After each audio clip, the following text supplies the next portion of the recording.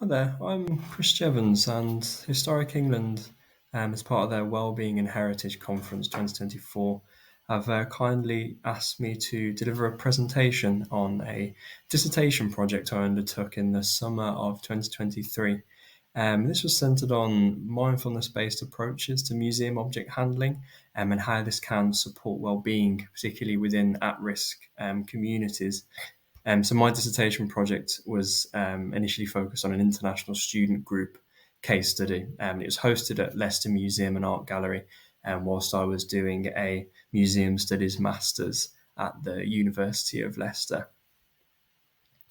So just to give a personal introduction first, I'm Chris Jeavons. At the moment, I'm a freelance mindfulness and museum practitioner. And to give a little backstory, I have practiced mindfulness for 5 years. And I also have a background, my undergraduate degree was in ancient history. So I have these kind of dual passions for mindfulness, its attitudes and its practices, but also for ancient history, history in general, material culture, museums, anything within that kind of area.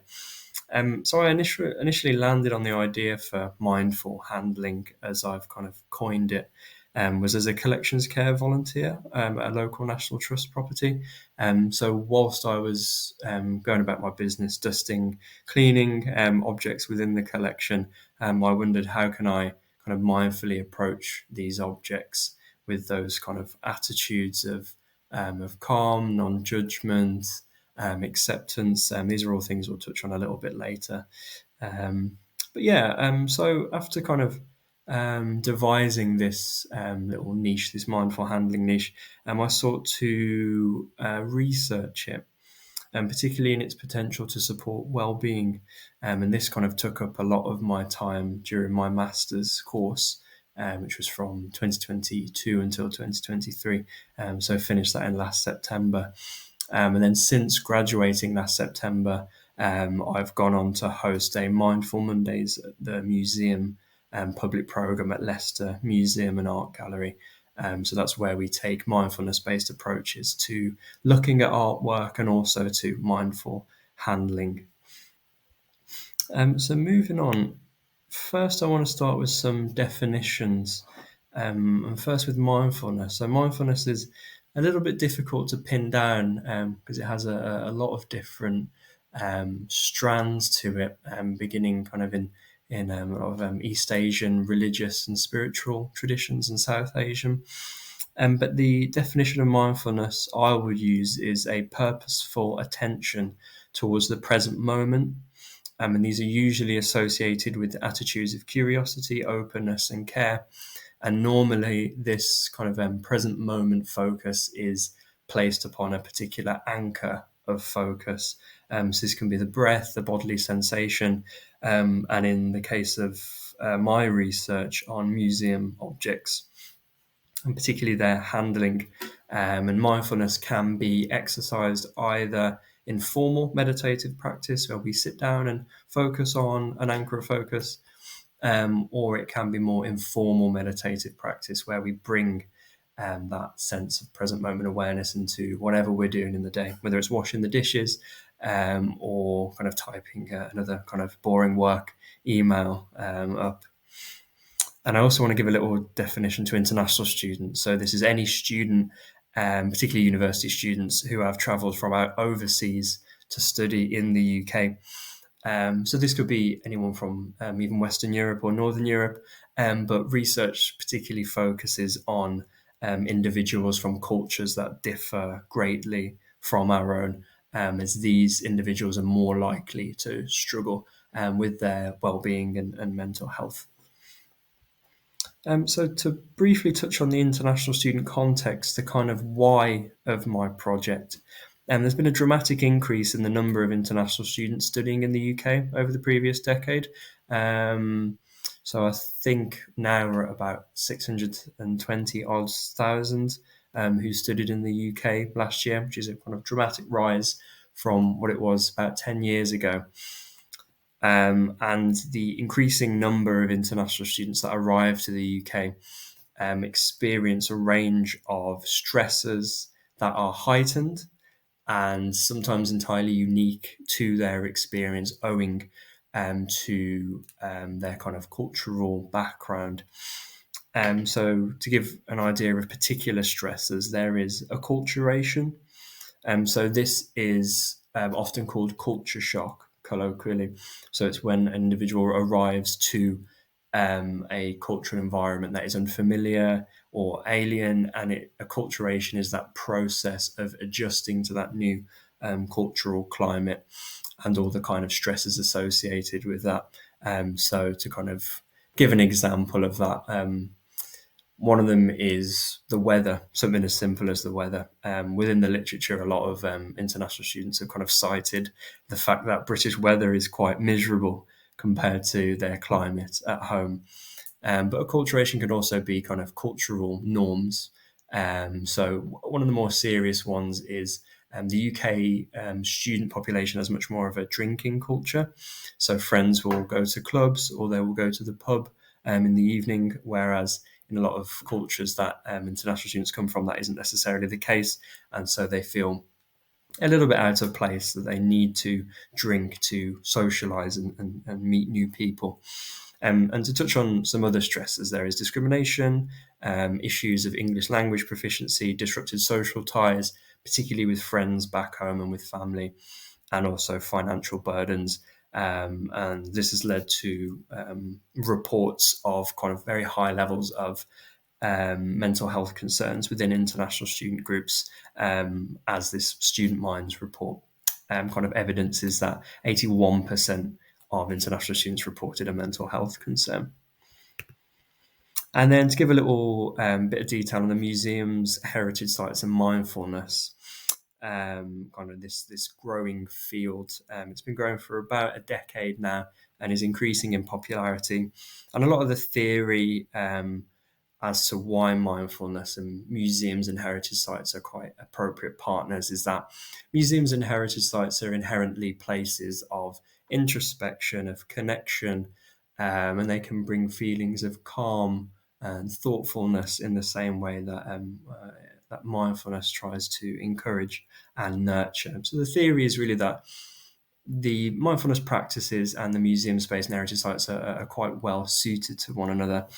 And in practice, there has been a big surge in popularity with mindfulness-based activities within the cultural heritage sector.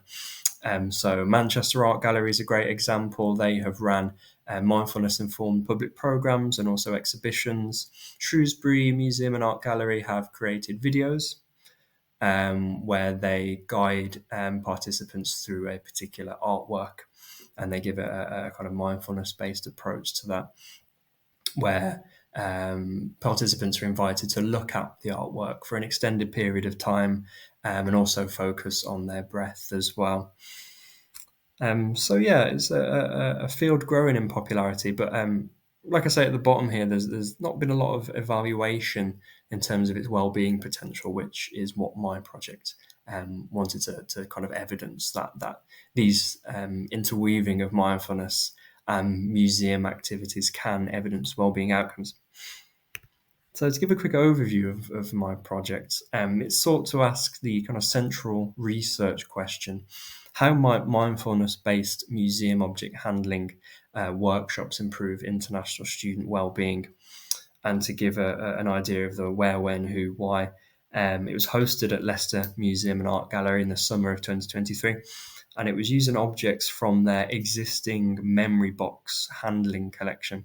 This had previously been used to support individuals with dementia and Alzheimer's with their well-being. And these are a handling collection of items associated with food in the kitchen, which I'll show a few photos of soon. But it kind of comes without object handling prompts. So it's a kind of how would you use this object, or what does this object smell like, or what are the kind of textural qualities of this object, and what does this object remind you of? So these are the kind of questions I was asking within my sessions and the prompts that were part of this memory box collection. And I evaluated the workshops using the UCL Wellbeing Measures Toolkit, which is a widely available quantitative and qualitative evaluation tool produced by UCL about 10 years ago now. And this was supplemented by post-session interviews. And the overall group was 10 international student participants from across the world, but primarily East Asia, and again, primarily Taiwan and Hong Kong, though we had some lovely participants from America and Turkey as well. And there were 4 of these participants in the first workshop and 6 in the second. And to give a quick overview of the workshop structure, there was a 10-minute introduction to the session, and then a 10-minute mindfulness meditative breathing practice where we invited participants to focus on their breath for 10 minutes. And then one of the kind of common threads of mindfulness is whenever attention is diverted away from the breath, as it often does with thoughts, feelings, distractions, this is just what the mind does. We gently acknowledge that we have been distracted and we return our focus back to the breath. This is the kind of bread and butter of mindfulness. And we followed that up with a 15-minute object handling activity, again with the prompts I mentioned earlier. These were kind of focused on the sensory qualities of the objects and the participants' kind of emotional, sensational, and kind of memory recollection, their responses to those objects. This was a activity done as an individual, which we followed up with a whole group discussion where participants shared their experiences with their objects with each other. Moving on to the next slide, this is a kind of an image bank. On the left is the session, the workshop space where we hosted the workshops. So it was a nice kind of round table, very appropriate for kind of open conversation. And then here's an example of a few of the objects we used. So it was a fairy soap bar, kind of a Nescafe instant coffee can, and then I think this is an icing pipe for icing cake. So these were very kind of, I don't like to call them mundane because they were very interesting objects, but they were social history objects. So they were kind of quite resistant to being handled, not a high chance that they would be damaged. And also with them being food and kitchen related, this is a kind of universal talking point, which was particularly relevant for the international student group. And again, I've got a few more images here. These were the sessions in action. And this was us during the meditative practice with our objects in front of us. And here are the quantitative findings from the UCL Wellbeing Measures Toolkit. So the participants, so this measured the frequency of feeling in a range of different outcomes. So 5 was I felt this very often, and then 1 was, or 0 was I didn't feel this at all. And the outcomes that participants felt most often was that they felt comfortable, they felt safe and secure, and that they enjoyed the company of others, and they enjoyed it. So enjoyment was a key theme, both with the company of others and both within themselves, as well as a kind of comfort, safety, and security. So it was a kind of welcoming, calm, and secure environment that kind of led to feelings of enjoyment. And in terms of the qualitative stuff, which is what I prefer, really, the kind of the real meat of the outcomes. So there was the mindful environment. So in the post-session interviews, the participants described that the mindfulness exercise had made them feel calm and had improved their focus, which had then enabled them to better focus on their objects and in the handling of their objects. And this kind of theme that the mindfulness exercise had helped the participants to feel calm is particularly relevant to the high levels of stress within international student communities. So we can kind of use these workshops to as a stress busting or as a stress management exercise for international students, particularly the mindfulness component of that. And then with regards to the object handling, there was some real interesting multisensory engagement. So beyond sight and touch, but also smell and hearing as well. And touch and smell was particularly tied to memories. So one participant smelt the fairy soap that I mentioned earlier and was said they were instantly transported back to their mother and her washing up at home when they were a child. And they mentioned that this was quite a positive memory when they used to help their mother wash up when they were younger. There was also kind of another participant who had a cooking pot, and then they were reminded of when they would cook kind of noodle soup back home in their home country, again with their mother. So there was this real kind of link between multisensory engagement with memory and with kind of connections to the kind of their own cultural practices back home. And this within the literature can be linked with memory and with reminiscence and with the strengthening of identity when participants recollect memories of loved ones. And identity and the strengthening of identity is particularly relevant to international students, as kind of the loss of identity is a key theme within the literature as they move to a new country and get used to its kind of cultural quirks. And then the whole group conversation was characterized as one of intercultural exchange. So kind of participants shared their own cultural experiences, particularly with food and food culture. One of the big ones was tea culture, which was kind of inspired by a teapot on the table. So we discussed Taiwanese tea culture, UK tea culture, and Turkish tea culture, and the differences and similarities. And that led to kind of feelings of surprise, enjoyment, happiness, humor, often, and also learning. And again, this can be linked to an increase in intercultural competency. So how we are open to and receptive to learning about new cultures, which again is particularly relevant to international students in their journey to the UK. And then the implications of this research is that the workshops did evidence wellbeing outcomes, and kind of supports the potential for museums and heritage sites to partner with students' wellbeing support services to deliver accessible, low cost, and hopefully effective wellbeing interventions to support both international student populations and potentially wider student populations. So I know a lot of museums and heritage sites haven't previously focused on university student populations and international student populations, but there is a real almost a mental health crisis within this demographic. So I would urge anyone listening to have a little look at your local universities, get a grasp of what their students are struggling with, particularly with their mental health, and international students with these processes of acculturation, and see what you can use your collection for. Can you use your collection to support these demographics? And also particularly how we can use mindfulness to facilitate engagement with museum collections and material culture as well, as there was a real link between feelings of calm and focus with better and deeper engagement with the museum objects.